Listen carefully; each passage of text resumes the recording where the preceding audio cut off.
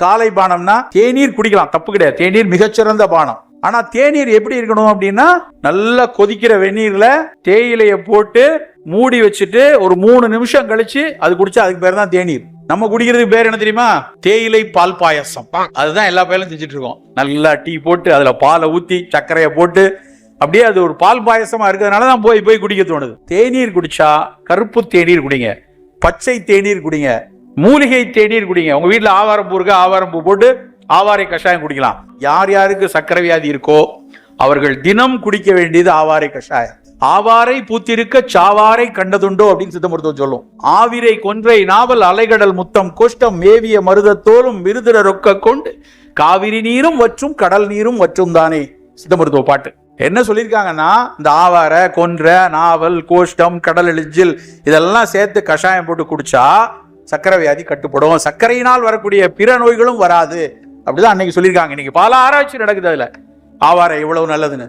வெயில் காலங்கள்ல எல்லா வறண்ட நிலங்களையும் பூத்து குலுங்கி கிடக்குது ஆவாரை. அப்படி இல்ல சார் அதெல்லாம் வேணாம், தேநீரே வேணாம், வேற ஏதாவதுன்னா நல்ல கஞ்சி, சத்துமாவு கஞ்சி, கம்பங்கூழ், கேழ்வரகு கஞ்சி, நீராகாரம். முந்தின நாள் வச்ச சாதத்தை தண்ணி ஊற்றி வச்சுட்டு மறுநாள் நல்லா கரைச்சு அந்த நீராகாரத்தை காலையில, வெயில் காலத்துல அப்படிதான் நம்ம மக்கள் சாப்பிட்டாங்க, அந்த நீராகாரத்தை எடுத்துக்கொள்ளலாம்.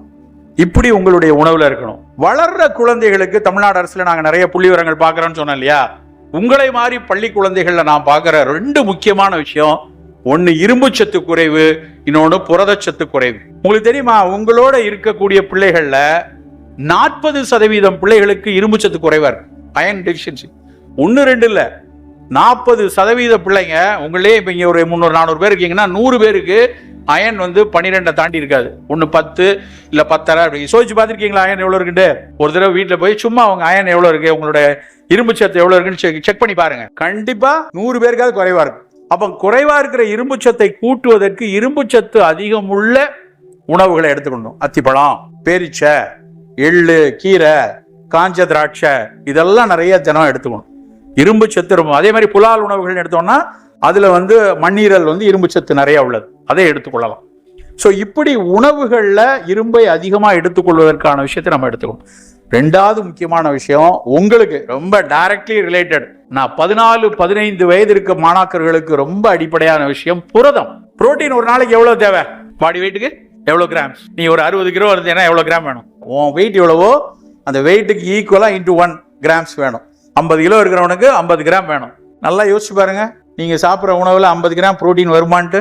நிறைய நம்ம சாதாரண சாப்பாடு சாப்பிட்றவங்கள பல பேருக்கு புரதம் கிடைக்காது. சார் அதுக்காக தான் நான் போய் ஜிம்மில் பெரிய டப்பால புரோட்டீன் பவுடர் கொடுக்குறான், கருப்பு கலர் டப்பாவா இருக்கு, அதை வாங்கி பாலில் கலந்து அப்படி கை காலெல்லாம் 6 பேக் வச்சு பாகுபலி பார்ட் 3க்கு தயாராகிறேன்னு சொன்னீங்கன்னா அது முட்டாத்தனம். புரதத்தை நம்ம உணவுகள்ல இருந்து தேடணும். நம்ம உணவுகள்ல நிறைய புரதம் உள்ள உணவுகள் இருக்கு. நிலக்கடலை புரதம், சோயா புரதம், வெள்ளை கொண்டை கடலை புரதம், புலால் சாப்பிட்றவங்கள மீன், முட்டை, கோழி புரதம். ஸோ புரதம் ஒரு நாளைக்கு நம்ம பர் டே உங்க பாடி வெயிட்டுக்கு ஈக்குவல் கிராம்ஸ் எடுக்கிறீங்களாங்கிறத உறுதிப்படுத்திக்கணும். ஏன்னா புரோட்டீன் தான் இம்யூன் பில்டர்ஸ், புரோட்டீன் தான் மசில் பில்டர் நினைக்கிறோம். சார் அப்படியே பைசப்ஸ்லாம் சும்மா கின்னு இருக்கணும்னு ஆசை இருக்கு, அதுக்கு மட்டும் இல்ல, உள்ள இருக்கிற வெள்ளணுக்கள் ஜம்முன்னு இருக்கணும், உள்ள இருக்கிற காம்ப்ளிமெண்டரி செல்ஸ் நல்லா இருக்கணும், உள்ள இருக்கக்கூடிய எலும்பு மஞ்சை நல்லா இருக்கணும், உள்ள இருக்கிற இரும்பு லிவர் நல்லா இருக்கணும்.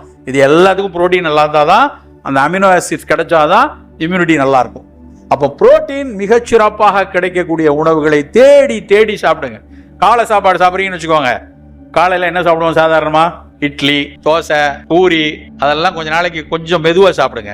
இந்த இட்லி, தோசை, பூரி, மசால் தோசை, பொங்கல், வடை எல்லாம் வாரத்துக்கு 2 நாள் 3 நாள் போதும். மீதி 4 நாள் சார் அப்ப என்ன செய்ய சொல்றீங்க? பட்டினி கிடக்க சொல்றீங்க? பட்டினி கிடக்க சொல்லல, மீதி 4 நாள் நல்ல பெரிய கப்பு நிறைய சுண்டல், நல்ல பழங்கள் போட்டு அடிச்சு, மாதுளை, வாழைப்பழம் எல்லாம் போட்டு ஒரு ஸ்மூதி, அதுக்கப்புறம் வேணும்னா சிகப்பரிசி அவல், அந்த அவல், அதுக்கப்புறம் கொஞ்சம் 2 முட்டை. சார் முட்டை சாப்பிட மாட்டேன், பன்னீர், தோஃபு, சோயா சுண்டல். இப்படி உங்க பிரேக்ஃபாஸ்ட் இருக்கணும். என்னெல்லாம் சொன்ன? சுண்டல், அவல், பழச்சாறு, சூப்பு, காய்கறி துண்டு, இது 3 நாள் இருக்கணும். சார் இதெல்லாம் பிஃபோர் ஃபுட்டா ஆஃப்டர் ஃபுட்டான்னு கேட்காதீங்க, இதுதான் ஃபுட்டு, பிரேக்ஃபாஸ்ட். அப்படி சாப்பிட்டீங்கன்னா உடம்பு புரதச்சத்து நிறைந்து நல்லா ஜம்முன்னு இருக்கும். தினம் இட்லி, வடை, பூரி, பொங்கல்னா எடுக்கலாம், அதுக்காக நான் குறை சொல்லல. அதுக்கும் என்ன சொன்னா வெள்ளை வெளியேறுன்னு இட்லி சாப்பிடணும்னு நினைக்காதீங்க. இட்லி நல்லா சாம்பல் கலர்ல இருக்கட்டும். அது எப்படி சார் சாம்பல் கலர்ல ஆக்குறது? நல்லா கருப்பு உளுந்து, கருப்பு அரிசி, கருப்பு கவுனி அரிசி, மாப்பிள்ளை சம்பா அரிசி போட்டு உங்க அம்மா ஆட்ட சொல்லுங்க. அம்மா போய் நாளையில இருந்து தோசை மாவுக்கு மாப்பிள்ளை சம்பாவோ, கவுனியோ, கருப்பு உளுந்தோ, தூயமல்லியோ அதை போட்டு அரிசி போடுங்க. அப்போ இட்லி கருப்பா இருக்கும். நம்ம எல்லாருக்கும் ஒரு வியாதி இருக்கு, வெள்ளையா இருந்தாதான் நல்லது, வெள்ளையா இருந்தாதான் சுத்தம், வெள்ளையா இருந்தாதான் அழகுன்னு. பெரிய பொய். எது கருப்பா இருக்கோ அதுதான் சிறப்பு. கருப்பா தோசை இருந்தாலும் சரி, கருப்பு தான் மிக சிறப்பு. கருப்பு கலர்ல உளுந்து, கருப்பு கலர்ல இருக்கக்கூடிய நவாப்பழம், கருப்பு கலர்ல இருக்கக்கூடிய எல்லா உணவுகள்லையும் ஆந்தோசைனின் அப்படின்னு ஒரு சத்து இருக்கும். நம்ம நல்ல பட்டை தீட்டி பாலிஷ் போட்டு அரிசியுடைய எல்லா நல்ல குணங்களையும் தூர போட்டுட்டு வெள்ளை வெளியேர்னு மல்லிகைப்பூ மாதிரி இட்லின்னு சொல்லி வெறும் குளுக்கோஸா சாப்பிட்றோம்.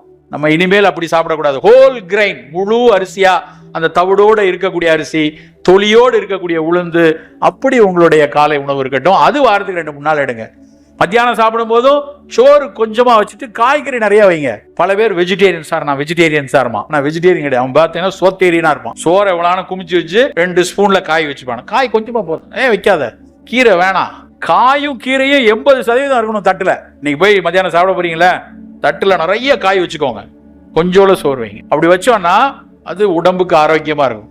ஒரு ஜெயிக்கணும், நம்ம வெறியோண்டு வரணும் அப்படின்னா அந்த மெனக்கடல் இப்ப இருந்தே ஆரம்பிக்கணும். 11 வயசுலேயே அவன் வீட்டுல ஆடிட்டு பாடிட்டு இருக்கும்போது வைபவ் மட்டும் 8 மணி நேரம் கிரவுண்ட்ல இருந்திருக்கான்ல. இன்னைக்கு உலகமே கை தட்டுது. சூரியவன்ஷிங்கிற வார்த்தை நமக்கெல்லாம் அப்படியே உள்ள ஜிவ்வுன்னு ஏறுதுன்னா அந்த குழந்தை தான் சொல்லணும். 8 வயசுல இருந்து 13 வயசு வரைக்கும் அவன் எடுத்த முயற்சி தான் இன்னைக்கு அவ்வளவு தூரம் வருது. அப்போ நீங்க அப்படியெல்லாம் முயற்சி இருக்கணும். நம்ம அன்னாடம் எடுக்கக்கூடிய உணவில் சிறு கவனம் இருந்தது அப்படின்னா நீங்களும் கொண்டாடப்படுவீர்கள். நீங்களும் மிகச்சிறப்பான உடல் உறுதியோடு இருந்து இந்த சர்க்கரை, ரத்த கொதிப்பு, புற்றுநோய் இதெல்லாம் வராம ஆரோக்கியமான ஒரு லைஃபுக்குள்ள என்னால லீட் பண்ண முடியும் அப்படின்னா அதற்கான மெனக்கடலை, அதற்கான கரிசனத்தை இன்று முதல், இப்போது முதல் நீங்களும் எடுங்கள். உங்களுடைய சகோதர சகோதரி, உங்க தாய் தந்தையர், உங்கள் குடும்பத்தோடு இருக்கிறவங்க, உங்களுக்கு உதவியாக இருக்கக்கூடிய உழவு தொழில இருக்கவங்க, உங்க சமூகத்தில் பக்கத்தில் இருக்கக்கூடிய நீங்கள் பார்க்கக்கூடிய பக்கத்து வீட்டுக்காரர்கள் அத்தனை பேரையும் ஆரோக்கியமான உணவுக்கு அழைத்து செல்வோம் என்று கூறிக்கொண்டு நிறைவு செய்கிறேன். நன்றி, வணக்கம்.